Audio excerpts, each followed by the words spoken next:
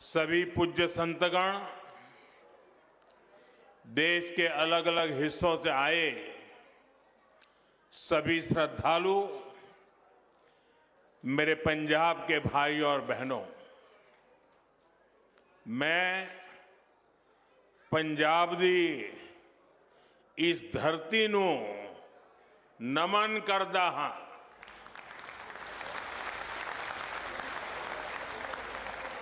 आज माघ पूर्णिमा की पवित्र तिथि है। श्री गुरु रविदास जी की 649वीं जयंती का पावन अवसर है। इस पुण्य पर्व पर मुझे आप सबके बीच आने का सौभाग्य मिला है। मैं इस पवित्र मंच से श्री गुरु रविदास जी को प्रणाम करता हूं।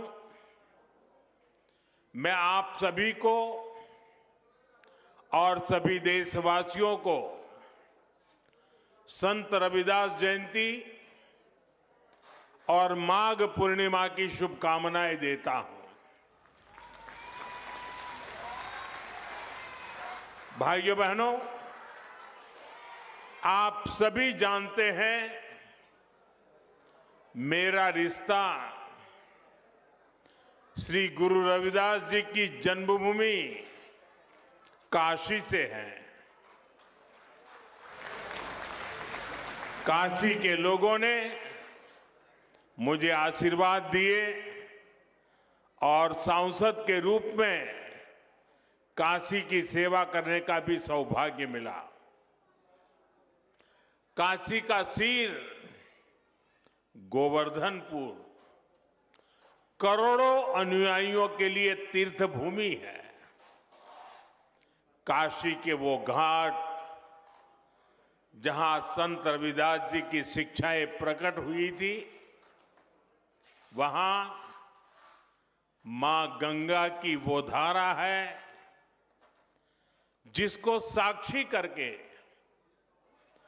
गुरु रविदास जी ने कहा था, मन चंगा तो कठौती में गंगा। हम सभी इनसे बहुत प्रेरणा पाते हैं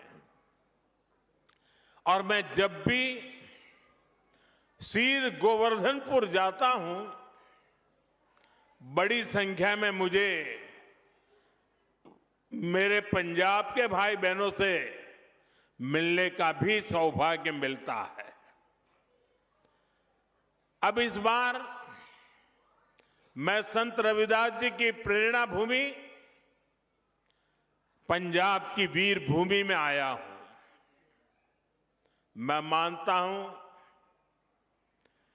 ये सिर्फ गुरु रविदास जी की ही इच्छा है और मेरा बहुत सौभाग्य है। मैं इस आयोजन में मुझे निमंत्रित करने के लिए डेरा सचखंड बल्ला का आभार व्यक्त करता हूं, प्रणाम करते हुए अभिनंदन करता हूं। संत श्री पिपलदास जी, संत श्री सरवनदास जी और इस परंपरा के ऐसे सभी संत जिनके प्रयासों से श्री गुरु रविदास जी के विचार जन जन तक पहुंचे हैं, मैं उन सभी संतों को भी श्रद्धापूर्वक प्रणाम करता हूं। साथियों, समाज सेवा के क्षेत्र में डेरा सचखंड बल्ला के कार्य बहुत सराहनीय रहे हैं। शिक्षा, स्वास्थ्य से जुड़े अनेक कार्य पूज्य संत श्री निरंजन दास जी महाराज के मार्गदर्शन में अविरत हो रहे हैं।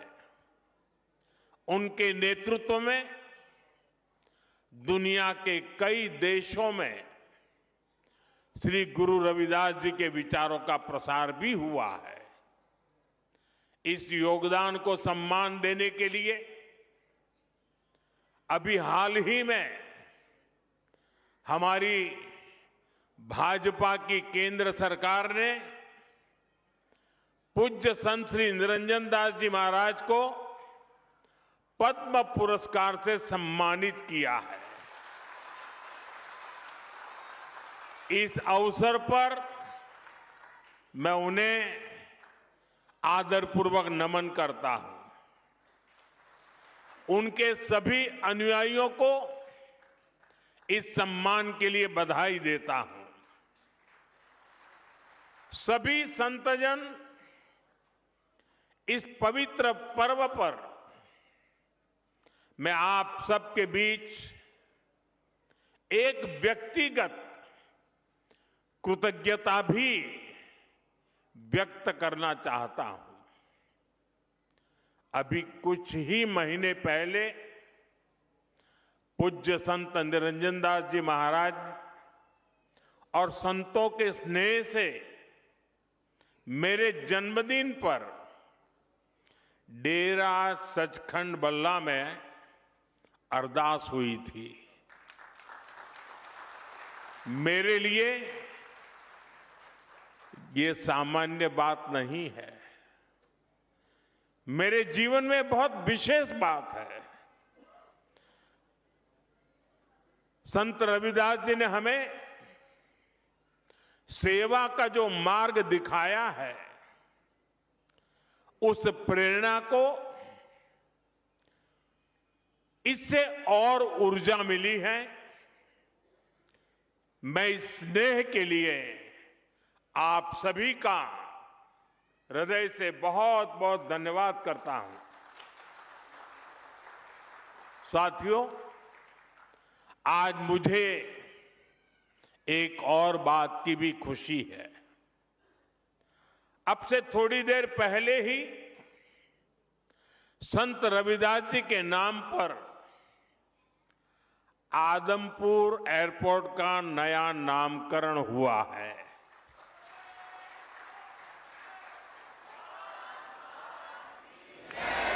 आदमपुर एयरपोर्ट को अब श्री गुरु रविदास जी महाराज जी एयरपोर्ट के नाम से जाना जाएगा। इसके साथ भी एक और भी कार्यक्रम हुआ आज। इसके अलावा हलवारा एयरपोर्ट की नई टर्मिनल बिल्डिंग का उद्घाटन भी किया गया। मैं पंजाब समेत पूरे देश के लोगों को इन कार्यों की बहुत बहुत बधाई देता हूं। साथियों, श्री गुरु रविदास जी ने समाज में बराबरी और समान अवसर की बात की थी। इसी भावना से अयोध्या के एयरपोर्ट का नाम महर्षि वाल्मीकि इंटरनेशनल एयरपोर्ट रखा गया। अब आज का ये आयोजन उसी भावना को आधुनिक रूप दे रहा है। साथियों, श्री गुरु रविदास जी के जन्म को 600 साल से ज्यादा हो चुके हैं, यानी 6 सदियां बीत गई। आप देखिए, उस दौर में भारत ने कितने विदेशी आक्रमण झेले, कितनी हिंसा और अस्थिरता झेली। एक और बाहरी हमले, तो दूसरी ओर भीतरी चुनौतियां। और ऐसे कठिन समय में काशी में रविदास जी जैसे संत का जन्म हुआ था। उन्होंने समाज को झकझोरा। उन्होंने हमें सिखाया, एक ही माटी के सब भांडे, सभा का एको सिरजनहार।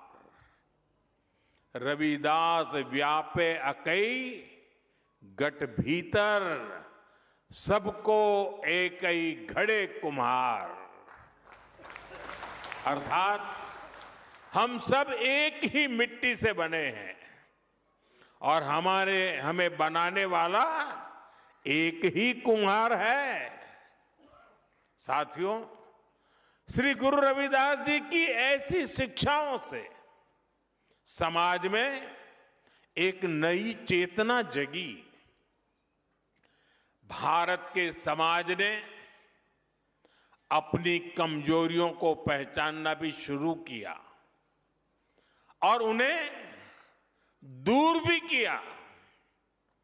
यहां पंजाब में भी लाखों लोगों ने संत रविदास के दिखाए मार्ग पर चलकर उनके आदर्शों और उपदेशों को आत्मसात किया। साथियों, श्री गुरु रविदास जी ने भारत के लिए भविष्य की एक संकल्पना भी पेश की थी। उनकी उस संकल्पना का नाम था बेगमपुरा। उन्होंने कहा था, बेगमपुरा शहर की नाऊ, दुख अंदो नाही तिही ठाऊ, ना तस्वीस खिराजू, न मालू खौफू न खाता न तरसू जवालू। वैसे तो संत रविदास जी के इस शब्द के गहरे आध्यात्मिक अर्थ है, लेकिन इसमें एक शहर की या एक समाज की रूपरेखा भी है। एक ऐसी व्यवस्था जहां कोई दुखी ना हो, कोई वंचित ना हो। मुझे संतोष है कि आजादी के इतने दशक बाद देश अब मिशन मोड में पूज्य रविदास जी की संकल्पना को साकार करने के लिए काम कर रहा है। इसी मिशन का नाम है विकसित भारत का लक्ष्य। विकसित भारत यानी ऐसा भारत जहां कोई गरीबी में रहने को मजबूर ना हो, एक ऐसा भारत जहां सबके लिए सम्मान हो, सबके लिए संभावनाएं हो। और मुझे विश्वास है संत रविदास के आशीर्वाद से हम विकसित भारत के लक्ष्य को जरूर पाकर रहेंगे। साथियों, आज सुबह ही संसद में देश का बजट प्रस्तुत किया गया है। ये बजट गरीब, अन्नदाता, युवा शक्ति और नारी शक्ति को और सशक्त करने वाला बजट है। ये बजट गांव को मजबूत करने का बजट है। ये किसान की आय बढ़ाने वाला बजट है। ये आत्मनिर्भर भारत को, मेक इन इंडिया को बढ़ावा देने वाला बजट है। साथियों, बीते वर्षों में हमारी सरकार ने सड़क, पुल, बिजली, पानी, रेल, गरीबों के घर, सिंचाई, ऐसे हर इंफ्रास्ट्रक्चर में अभूतपूर्व निवेश किया है। इस बजट में ऐसे कामों के लिए पहले से भी अधिक यानी 17 लाख करोड़ रुपए का प्रावधान किया गया है। इससे गांव, गरीब, किसान, नौजवान सभी को फायदा होगा। इंफ्रास्ट्रक्चर निर्माण पर लगने वाला हर रुपया रोजगार के अनेक नए अवसर बनाता है। गांव में गरीब का घर बनता है तो मिस्त्री हो, गाड़ी वाले हो, स्थानीय दुकानदार हो, सबको फायदा होता है। गांव की सड़कें अच्छी होगी तो मंडी तक उपज पहुंचाना आसान होगा और इन सब का फायदा यहां आप सभी को मिलेगा। साथियों, बीते सालों में हमारी सरकार ने गरीबों और मध्यम वर्ग को सस्ता और अच्छा इलाज देने में बहुत ध्यान दिया है। पिछले 11 सालों में बहुत सारी दवाएं सस्ती की गई है। गरीबों को और बुजुर्गों को मुफ्त इलाज की सुविधाएं दी गई है। इस बजट में इसी संवेदनशीलता के साथ और भी महत्वपूर्ण निर्णय लिए गए हैं। कैंसर के इलाज को और सस्ता करने के लिए अनेक कैंसर दवाओं को और सस्ता किया गया है। कई ऐसी और बीमारियां हैं जिनकी दवाएं विदेशों से मंगानी पड़ती हैं। गरीब और मिडिल क्लास के लिए इतनी महंगी दवाएं पहुंच से बाहर होती हैं। ऐसी अनेक दवाओं को भी अब और सस्ता किया गया है। साथियों, इस बजट का बहुत अधिक फोकस जालंधर, लुधियाना, होशियारपुर जैसे देश के अनेक शहरों को विकास का बड़ा केंद्र बनाने पर है। ऐसे शहरों के विकास के लिए बहुत बड़े प्रावधान किए गए हैं। पंजाब तो देश के उन राज्यों में है जहां किसानों के साथ साथ छोटे छोटे उद्योगों की, एमएसएमईज की एक समृद्ध परंपरा है। देश के एमएसएमईज को बीते वर्षों में लाखों करोड़ की मदद दी गई है।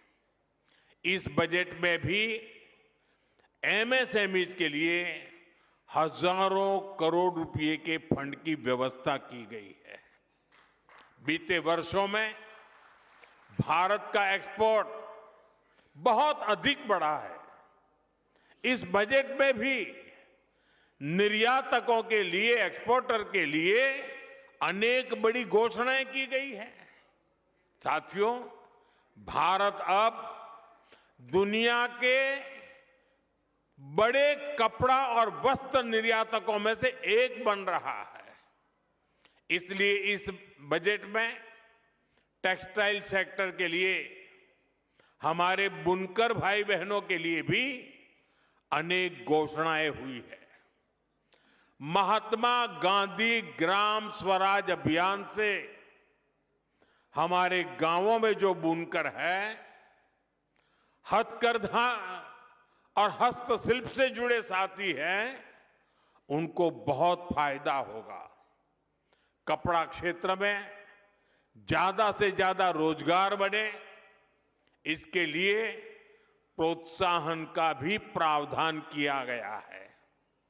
देश में और भी कई मेगा टेक्सटाइल पार्क बनाए जाएंगे।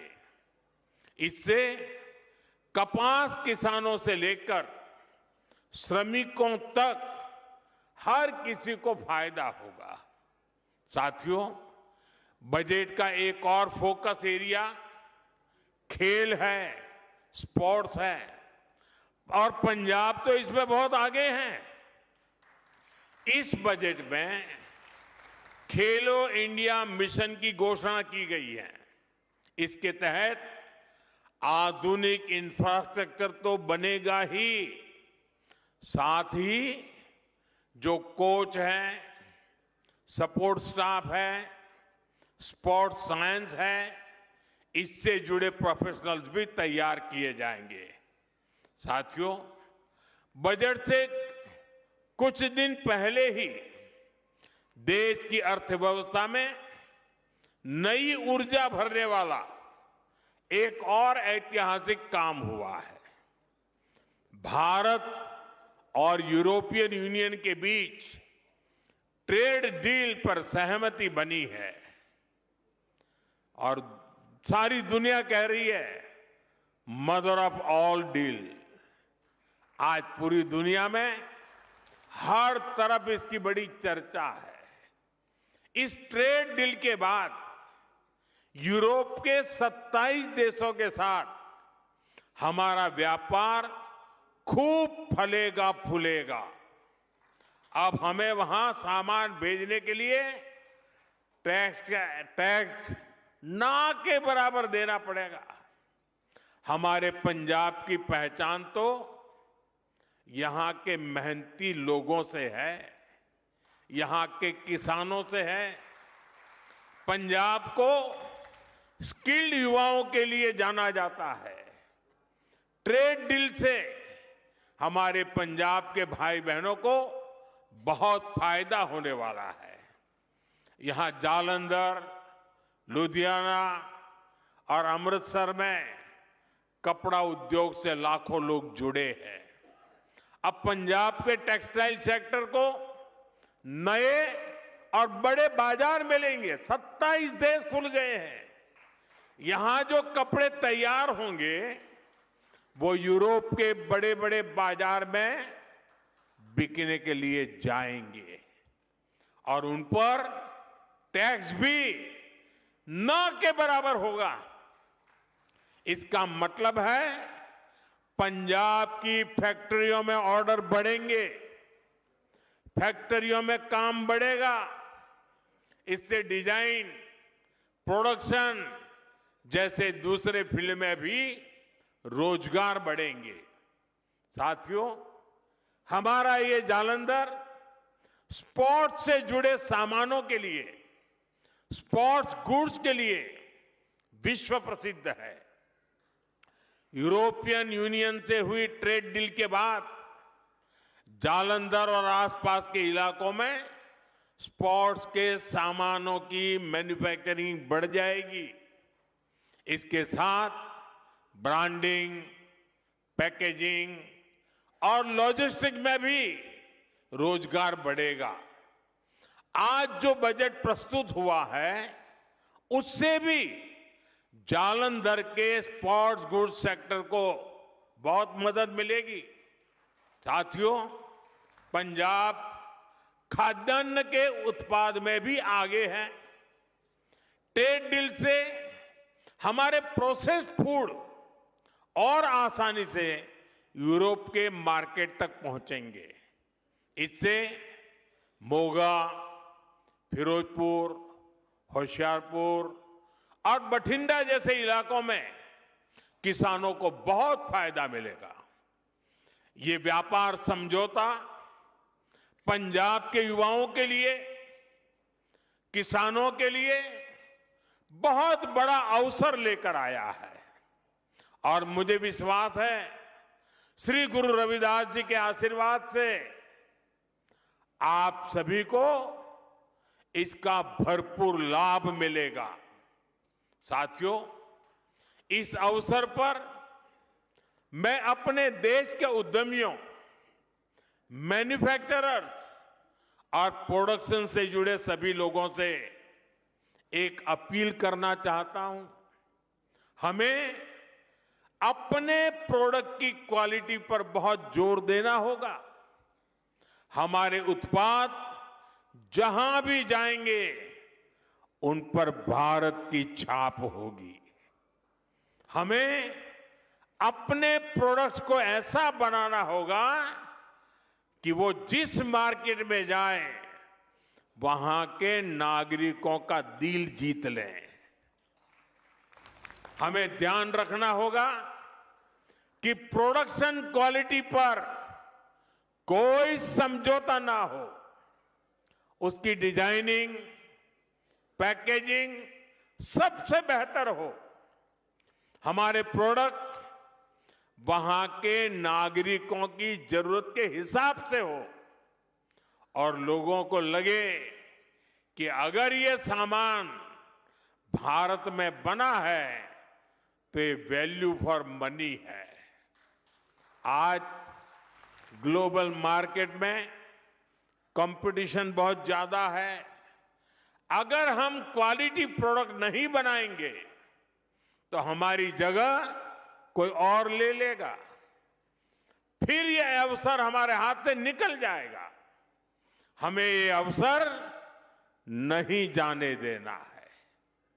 एक समय था जब भारतीय प्रोडक्ट्स अपनी क्वालिटी की वजह से जाने जाते थे, लेकिन गुलामी के लंबे कालखंड में इस पहचान को मिटाने का प्रयास हुआ। हमें भारत की उसी पहचान को फिर से स्थापित करना है। हमें पूरी ताकत लगानी है कि हम अपने प्रोडक्ट की क्वालिटी ज्यादा से ज्यादा बढ़ाएं, ताकि हम उस मार्केट के रूप में स्थायी जगह बना सके, लोगों का दिल जीत सके। क्वालिटी ही भारत में बने प्रोडक्ट की सबसे बड़ी ब्रांडिंग होगी। तभी हम वहां के मार्केट में मजबूत पकड़ बना पाएंगे। साथियों, श्री गुरु रविदास जी ने हमें उपदेश किया है, श्रम कऊ ईसर जानी कई, जऊ पूजही दिन रैन। रविदास तिही ही संसार मह सदा मिलही सुख चैन। अर्थात जो श्रम को ईश्वर मानकर उसकी पूजा करता है वो हमेशा सुखी रहता है। इसलिए आज देश श्रम की पूजा कर रहा है। आज खेतों में पसीना बहाने वाले किसान के लिए किसान सम्मान निधि मिल रही है। यहां पंजाब के किसानों को भी पीएम किसान सम्मान निधि के 6,000 करोड़ रुपए से अधिक मिले हैं। आज श्रमिक वर्ग को नए कानून बनाकर उसके अधिकार दिलाए जा रहे हैं। हमारी सरकार गुरु रविदास जी के विचारों को निरंतर आगे बढ़ा रही है। जैसे अब संत रविदास जयंती का राष्ट्रीय स्तर पर आयोजन होने लगा है। कई राज्यों ने इसे आधिकारिक मान्यता दी है। उनकी स्मृति से जुड़े स्थलों पर फोकस किया गया है। पिछले कुछ वर्षों में काशी के सीर गोवर्धनपुर में हुए प्रयास इसी दिशा में ठोस कदम है। मध्य प्रदेश के सागर में श्री गुरु रविदास जी का मंदिर और संग्रहालय बन रहा है और मुझे ही उसका शिलान्यास करने का सौभाग्य मिला था। मुझे भरोसा है इन प्रयासों के जरिए हम अपने समाज की नींव को लगातार मजबूत करते रहेंगे। इसी विश्वास के साथ मैं एक बार फिर आप सभी को श्री गुरु रविदास जी की जन्म जयंती की शुभकामनाएं देता हूं। सभी पूज्य संतों को प्रणाम करता हूं। जो बोले सो निर्भय, जो बोले सो निर्भय, जो बोले सो निर्भय। श्री गुरु रविदास जी महाराज की जय। श्री गुरु रविदास जी महाराज की श्री गुरुवर रविदास महाराज की बहुत बहुत धन्यवाद।